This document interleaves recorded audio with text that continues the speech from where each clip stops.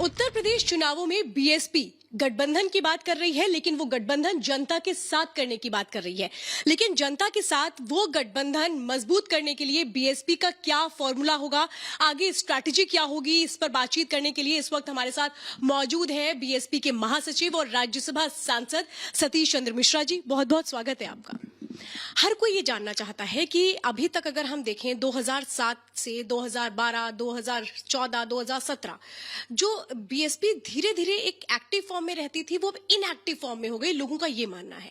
तो 2022 में एक ऐसी कौन सी स्ट्रैटेजी के साथ आप लोग उतरने वाले हैं कि जो आप बात कर रहे हैं कि हमारा गठबंधन सिर्फ जनता के साथ होगा, वो मजबूत हो जाएगा, वो कौन सा फॉर्मूला होगा? ये फॉर्मूला ये है कि आप देख रहे हैं कि आज की सरकार में उत्तर प्रदेश में जैसे समाजवादी पार्टी की सरकार 2003 से 7 तक थी, तो उससे इतना आतंकित हो गई थी जनता कि उसने उखाड़ फेंक करके और बहुजन समाज पार्टी की 17 वर्षों बाद पूर्ण बहुमत की सरकार बनाई। वो इसीलिए बनाई क्योंकि उनको मालूम था कि बहन मायावती जी ऐसी मुख्यमंत्री हैं जहां कानून द्वारा कानून का राज चलेगा और ये जो आतंकित हो रहे हैं लोग, इनको इससे दूर करा जाएगा। 2007 और 12 के बीच में समूचा ब्राह्मण समाज बहुजन समाज पार्टी के साथ में, हमारे साथ में जुड़ा हुआ था और जुड़ के आया था और उसने सरकार बनाने में पूरा योगदान दिया और इसीलिए पूर्ण बहुमत की सरकार भी बनी थी। लेकिन वो इसलिए और आया था क्योंकि उस समय उस ब्राह्मण समाज था बुरी तरीके से आतंकित था। हमने 2007 से 12 के बीच में उसको बहुत बढ़ चढ़ के सम्मान दिया, हर चीज़ों में भागीदारी दी, सम्मान दिया। लेकिन 2012 के बाद जब ब्राह्मण समाज ने सोचा कि हम देखते हैं किसी और को भी देख लेते हैं, फिर आपने देखा कि समाजवादी पार्टी की सरकार आई। सरकार आने पर दोबारा से वही सब चीज़ें शुरू हो गई, वही मारपीट, वही दंगे फसाद, पूरा प्रदेश जो है डिस्टर्ब हो गया। उसके बाद ब्राह्मण समाज वो भी डिस्टर्ब हो गया क्योंकि उसको भी बहुत परेशान किया गया। उन्होंने इस बीच में भारतीय जनता पार्टी आ गई। भारतीय जनता पार्टी ने कहा नहीं नहीं, हम तो मंदिर, हम तो धर्म वाले हैं, हम तो धर्म के ठेकेदार हैं, हम मंदिर के ठेकेदार हमें, और ब्राह्मण समाज को हमारे साथ जोड़ना चाहिए। ब्राह्मण समाज ये चीज़ों देख करके उसने सोचा कि हमारा मान सम्मान स्वाभिमान जो बहन जी दिया ये भी बना के रखेंगे और चलो इन मुद्दों में हम इनके साथ हो जाते हैं। इस वजह से वो उनके साथ में आ गया। तो इन सारे मुद्दों को देखते हुए और जो उत्तर प्रदेश का विकास बहन मायावती जी ने 2007 से 12 किया, मुझे मालूम है कि आप लखनऊ कई बार आई होंगी इस बीच में, आपने 7 के पहले भी देखा लखनऊ और 7 के बाद भी देखा। 7 के बाद जो लखनऊ है वो दूसरा लखनऊ है। बहन मायावती जी ने इतना विकास किया, लखनऊ ही का नहीं पूरे प्रदेश का विकास किया। और आज क्या हो रहा है? आज विकास के नाम पे तो खत्म, उन्होंने स्कूल दिए, कॉलेज दिए, अम्बेडकर गांव में सब पूरा संपूर्ण विकास किया और चीज़ें की, बहुत सी चीज़ें की जो विकास के लिए आदमी परेशान होता है कि होना चाहिए। पर इस समय क्या हो रहा है? सिर्फ मंदिर की बात, सिर्फ धर्म की बात और उस पे लेकर के वोट करने की बात या राजनीति करना। भगवान राम को राजनीति का एक अयोध्या तो आप भी गए थे, वही हम कह रहे हैं, भगवान राम को एक खाली मुद्दा बनाना कि ये राजनीति के मुद्दा है या ये वोट की चीज़ है। उनके नाम पे हम अयोध्या इसलिए गए थे कि देखने कि आपने बहुत सही कहा कि अयोध्या गए थे। अयोध्या इसलिए गए थे क्योंकि हम ये कार्यक्रम फिर से ब्राह्मण समाज के लोग जो प्रदेश के इतने परेशान उत्पीड़ित थे, उन्होंने कहा कि अब ये वक्त आ गया जब आप फिर से निकलिए और हम लोग आपके साथ में निकलते हैं। बाकी जो तमाम पार्टीज हैं वो भी ये कह रही हैं कि इससे पहले आपको अयोध्या की याद क्यों नहीं आई? अयोध्या की याद हमें हमेशा आई है। उनसे पूछ तो लीजिए, इतिहास पलटा के देख ले। हम तो, जहाँ तक मेरा व्यक्तिगत है, मैं तो अयोध्या जाता ही रहता हूँ और मैं हमेशा जाता रहा हूँ, अभी नहीं बहुत पहले से जाता रहा हूँ और दर्शन भी करता रहा हूँ। लेकिन अभी तो अयोध्या में इसलिए खास तौर से और गया था क्योंकि जब हमारी सरकार थी तो सरयू नदी के किनारे आप जो घाट देखते हैं जिसमें जो इतना डेवलपमेंट हुआ है वो हमने करवाया था, हमारी सरकार ने कराया था। जैसे वृंदावन में 550 करोड़ करके खर्च करके समग्र विकास हमने कराया। जैसे जहाँ सीता मैया रहीं बिठूर में जाके, जहाँ लवकुश के साथ में वाल्मीकि आश्रम था, वहाँ 150 से 200 करोड़ रुपए खर्च करके समग्र विकास बहन जी ने हम लोगों की सरकार में वहाँ पर हमने कराया। तो अयोध्या में भी हमने कराया था। लेकिन हम तो ये देख रहे थे ना टेलीविजन में कि मुख्यमंत्री जी कह रहे हैं और लोग कह रहे हैं कि हमने तो 20,000 करोड़ रुपया खर्चा कर दिया, सरकार का अयोध्या में लगा दिया और हमने लाखों करोड़ रुपया इकट्ठा कर लिया राम मंदिर के नाम पे। 93 से लेके अभी तक जब जजमेंट आया सुप्रीम कोर्ट का तो 10,000 करोड़ रुपए उसके बाद से ज़्यादा इकट्ठा कर लिए, कमाई कर लिया, जो भी शब्द आप इस्तेमाल करना चाहें करें, लेके घूम करके मंदिर के नाम पर वहां हुआ क्या, हम देखना चाहते थे। हालत खराब है, लेकिन बीजेपी साफ तौर पे कह रही है कि मुख्यमंत्री योगी आदित्यनाथ के नेतृत्व में हमने बहुत विकास किया है, बहुत काम किया है, और जो ये विपक्षी पार्टियां जो ये कह रही हैं विकास नहीं हुआ, दरअसल उनका जो सुपड़ा है वो साफ हो जाएगा। वो तो चुनाव में हारेंगे। अमित शाह ने आज ये बात कही है मिर्जापुर में। देखिए, अमित शाह जी ने कही हो या योगी आदित्यनाथ जी ने कही, जिसने भी कही हो, हम तो इतना जानते हैं सिर्फ कि वहां आप स्वयं चली जाइए और वहां पर अयोध्या में जाकर देख लीजिए गलियों में क्या हाल है, अयोध्या का जो जहां लोग रह रहे हैं शहर के अंदर क्या हाल है। आप कौन सी जगह विकास किया है ये बता दें, वहां पर कहां पर विकास किया है। और मंदिर के नाम पे जो लाखों करोड़ रुपया खर्चा किया उसका हिसाब तो जनता मांग रही है, हम भी मांग रहे हैं, जनता मांग रही है। जिस तरह से आप लोगों ने प्रबुद्ध सम्मेलन किया और लगातार आपके एक एजेंडे में सबसे पहले फोकस, आप विकास की बात जरूर कर रहे हैं लेकिन फोकस जो है वो ब्राह्मण वोट बैंक पर है, ये कहा जा रहा है, क्योंकि आपकी पार्टी बहुजन हिताय बहुजन सुखाय की बात करती है। तो क्या ये माने कि ये बहुजन हिताय हो रहा है? कहीं ऐसा तो नहीं जो पिछड़ा वोट बैंक है वो अपने आप को उपेक्षित महसूस करने लगे? आपको शायद ये लोग विरोधी लोग हैं जो बोलते हैं, शायद वही आपको याद होगा। आपको हमारी पार्टी का नारा और पार्टी का उद्देश्य और पार्टी का जो हमारा स्लोगन है वो शायद नहीं बताया इन लोगों ने। हमारा स्लोगन पार्टी का और नारा, और बहन जी जो खुद बोलती हैं, सर्वजन हिताय सर्वजन सुखाय है। उन्हें ब्राह्मण दलित प्रबुद्ध सम्मेलन क्यों नहीं कर दिया? फिर इस एक साथ जो भाईचारे की बात आप कर रहे हैं तो फिर तो सब दोनों को एक मंच पे बिठा करके सम्मेलन होना चाहिए था। प्रबुद्ध सम्मेलन में तो प्रबुद्ध में तो सब आते हैं कि आप दलितों को क्या अलग रखती हैं प्रबुद्धों से? जैसे दलितों का उत्पीड़न हुआ है इस सरकार में, उतने ही ब्राह्मण समाज का उत्पीड़न हो रहा है। और हर ब्राह्मण समाज का व्यक्ति उत्तर प्रदेश में, नौजवान हो चाहे बुजुर्ग हो, चाहे महिलाएं हो, चाहे लड़कियां हो, उनका मोह इनको जो उन्होंने उनको बरगला करके धर्म के नाम पे, मंदिर के नाम पे उलझाने का, उससे बिल्कुल भंग हो गया है। कानून व्यवस्था का जो मुद्दा है वो बड़ा मुद्दा आप बनाने जा रहे हैं, लेकिन कानून व्यवस्था का मुद्दा आप जरूर बनाने वाले हैं, लेकिन हर जगह हर तस्वीर में हमें एक ही चीज समझ में आती है जो शुरुआत आपने की है। इसीलिए देखिए सतीश जी सवाल उठ रहे हैं, ब्राह्मण प्रबुद्ध सम्मेलन, देखिए नाम आप ही लोगों ने दिया है, इसीलिए मैं एक सीधे बात पूछ रही हूँ। विपक्षी पार्टियां जो तमाम और पार्टियां हैं वो ये कह रही हैं बीजेपी समेत कि आप लोगों ने दरअसल सत्ता सुख के लिए 2022 में आप चुनाव जीत ले, इसीलिए आप ब्राह्मण शरणम गच्छामी कर रहे हैं और इसीलिए आप राम नाम की माला जप रहे हैं, ये आरोप लगाए जा रहे हैं। देखिए, ब्राह्मण शरणम गच्छामी तो हम पैदा होने से ही हैं, हम तो पैदा ही उसमें हुए हैं, तो उसका तो वो लोग कुछ कर नहीं सकते।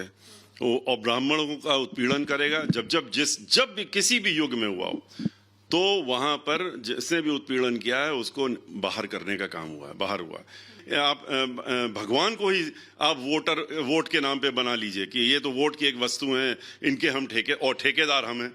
इनको क्यों परेशानी हो रही है? अगर सतीश मिश्रा जो हैं ब्राह्मण समाज में पैदा हुए हैं और हम पूजा पाठ रोज करते हैं, हम तो पूजा करके ही निकलते हैं घर से। आपके चेहरे का इस्तेमाल हो रहा है, ये कहा जा रहा है। चेहरा तो देखिए, चेहरा के किसी का इस्तेमाल नहीं होता। हम बहुजन समाज पार्टी में, ये तो सबको मालूम है, और हम उन ब्राह्मणों में हैं, उस परिवार से हैं और उस संस्कार को लेके आए कि हम जहाँ हैं, जिसके साथ में जिसने हमको मान सम्मान और हमारे समाज को मान सम्मान दिया है, हम उन्हीं के साथ में रहने वाले हैं।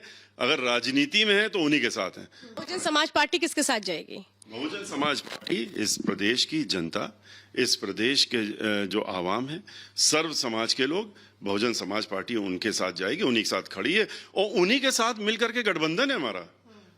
जो गठबंधन है हमारा किसी पार्टी से नहीं है, ना किसी पार्टी से होगा। हमारा गठबंधन इस प्रदेश की जनता के साथ में है और उन्हीं के साथ में रहेगा और पूर्ण बहुमत की सरकार उन्हीं के दम पे हम बनाएंगे। कहीं ऐसा तो नहीं है जो गठबंधन है अभी ना उसके लिए पत्ते खोले जा रहे हो, पोस्ट इलेक्शन अलायंस की बात हो, कुछ इस तरीके की स्ट्रैटेजी तो नहीं चल रही? देखिए, इनके यहाँ तो बहुत बड़े बड़े ज्योतिषी, ये लोग दिन भर ज्योतिषियों के साथ बैठे रहते हैं, भारतीय जनता पार्टी वाले, तो ये ज्योतिषियों से सब निकलवा रहे होंगे ना कि क्या है क्या नहीं।